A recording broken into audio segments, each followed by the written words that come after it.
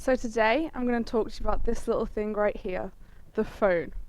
Isn't it crazy how something so small can control our lives so much? Our phones dominate our lives. I nearly constantly have mine on me, and I'm always checking it, or even just holding it. And this can be a big worry for lots of people. Most adults think us teenagers are addicted to our phones. We are glued to them constantly.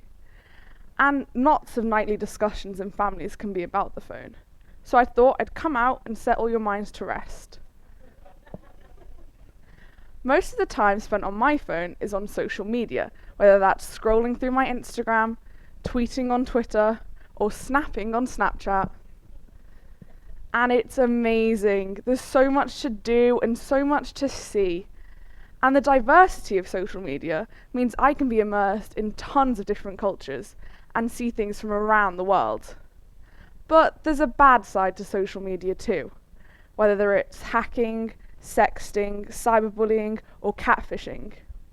For this reason, lots of adults would like to keep kids off social media, but that can lead to us feeling exiled.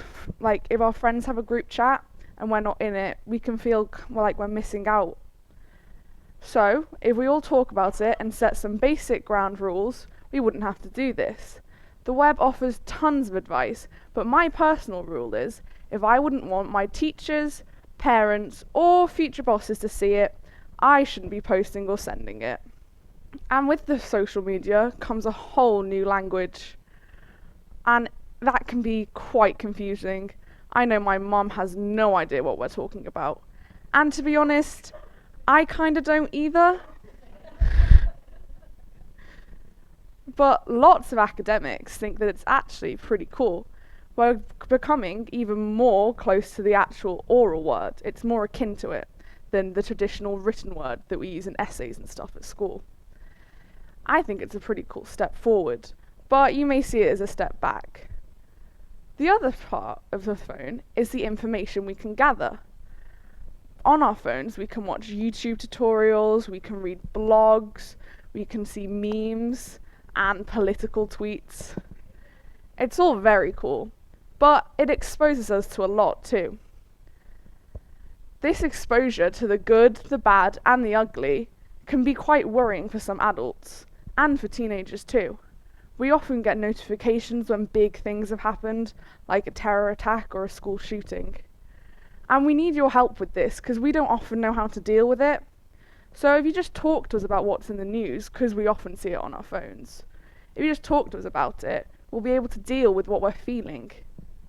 And with the phone, it's a new thing, so obviously you're going to be worried.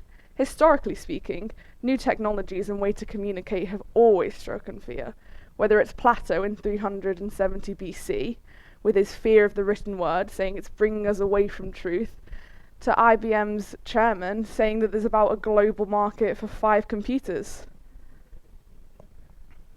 Our phones will soon be the maze of communication of the past. We won't be using these in 100 years. Instagram, what's that? I mean, Facebook's already basically dead. We're not using that anymore. So just talk to us about the phone world we're currently living in. And learn from us too. I know a lot more about phones than my mum does. So if she learns something about me, I can learn stuff off her. It's a give and take situation. So, if you have to worry about social media privacy settings, and what you're seeing on your phone, and what Trump will tweet next. Thank you.